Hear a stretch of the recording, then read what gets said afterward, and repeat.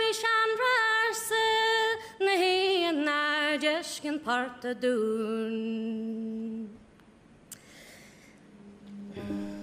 Devia, calmen na fakli.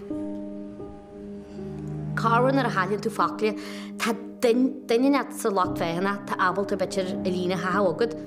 A sin tein daine a vísa kun twaran a maltar agus níor a sabal ta cuidiú lom.